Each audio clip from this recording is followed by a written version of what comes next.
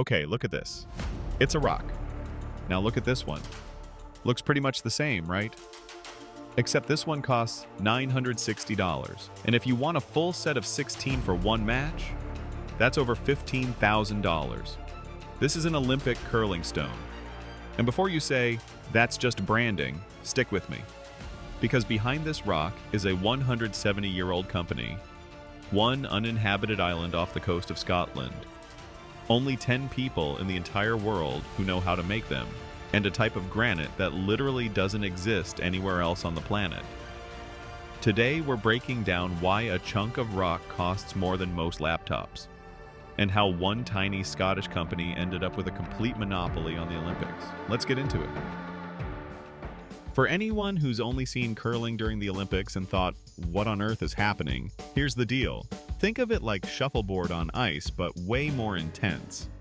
You slide a 40-pound granite stone down a sheet of ice toward a target. Your teammates furiously sweep the ice in front of it with brooms to control where it goes.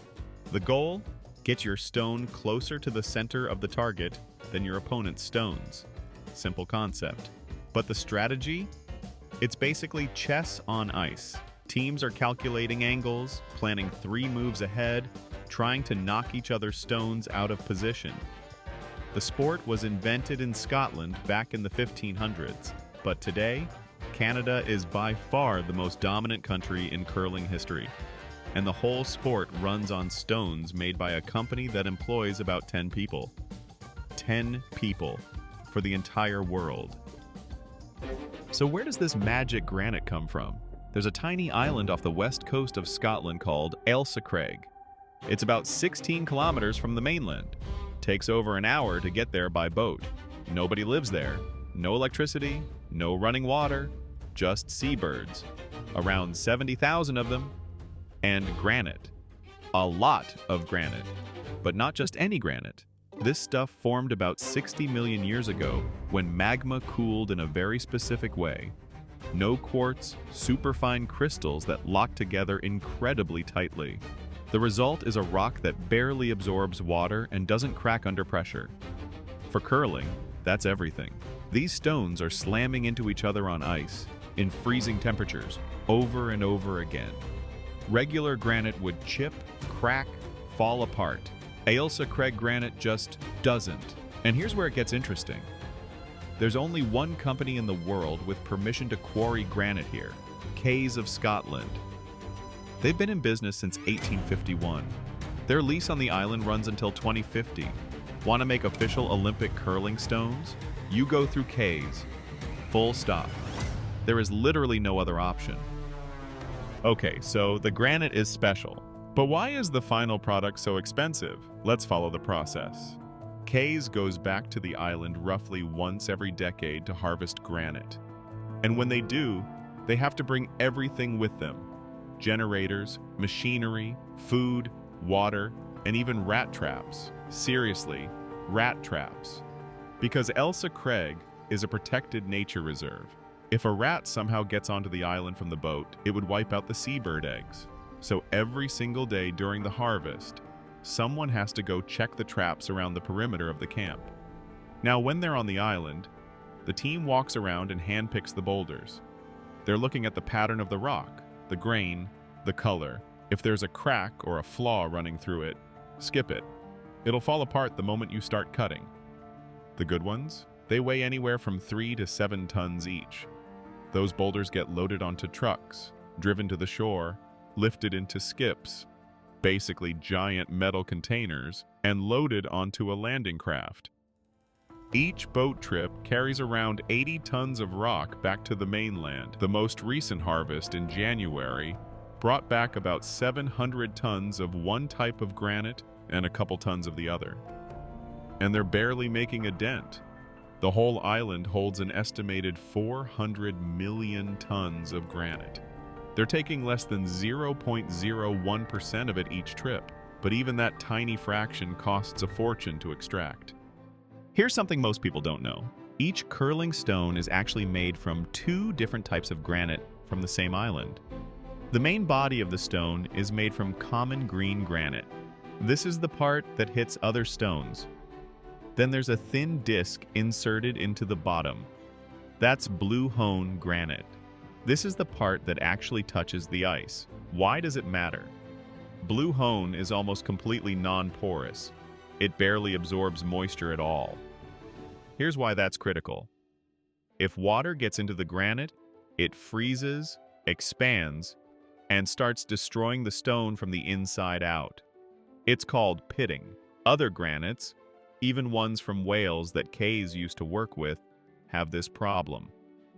The World Curling Federation actually ran tests and officially concluded that Kays stones with the blue hone insert were the best.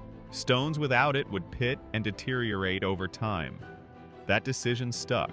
Since 2006, every single stone used in the Winter Olympics has come from Elsa Craig, blue hone insert and all. All right, the granite is on the mainland. Now what? First, the massive boulders get cut into slabs. The target thickness? Exactly 14.5 centimeters. One cut takes about 2.5 hours. Cutting a whole large block can take 2 full days. Then the slabs go to a core drill. From each slab, workers mark out the best spots, avoiding any flaws, and drill out round discs. These are called cheeses. No one really knows why. Someone once said they look a bit like Baby Bell cheese. That explanation stuck. Each cheese takes about 7 minutes to drill out. Then the real craft begins. Masons chip away the rough edges by hand, insert the blue hone disc into the bottom, shape the stone, and polish it. And that final step, the running surface, is where everything comes together. The bottom of the stone isn't perfectly flat. It has a very specific curved surface that creates just the right amount of friction with the ice. That friction is what makes the stone curl as it slides. Literally, where the sport gets its name. Getting that surface right? That's done by hand, by feel. There's no machine that does it perfectly. It's pure muscle memory. Mark Callan, the former director at Kays, put it like this: to truly become a master craftsman, you need somewhere between 7 and 10 years of practice. Not months, years. Right now, there are about 10 people on the planet who can do this at an Olympic level. Each finished stone takes around 4 hours to make, passes through 5 or 6 pairs of hands, weighs exactly 18.1 kilograms, and gets a handle that adds another ½ kilo. Let's add it all up. Quarrying on a remote, uninhabited island. Expensive. Logistics of getting 80 tons of rock across the sea. Expensive. Craftspeople with a decade of specialized experience. Expensive. A complete monopoly on the raw material. That too.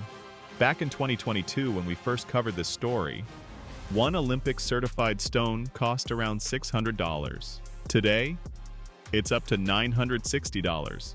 That's a 60% jump in just a few years. Why? Because curling keeps growing.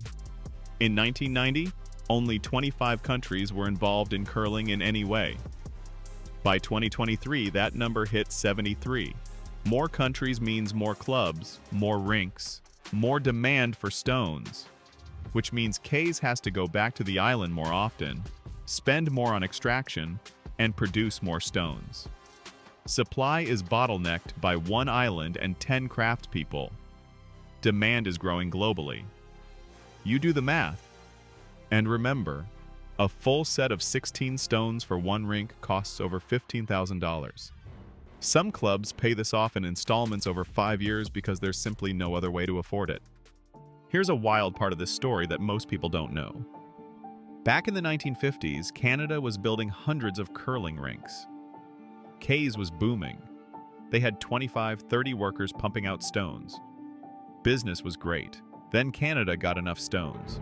Demand collapsed. The workforce shrank to 5 or 10 people. The company was barely surviving.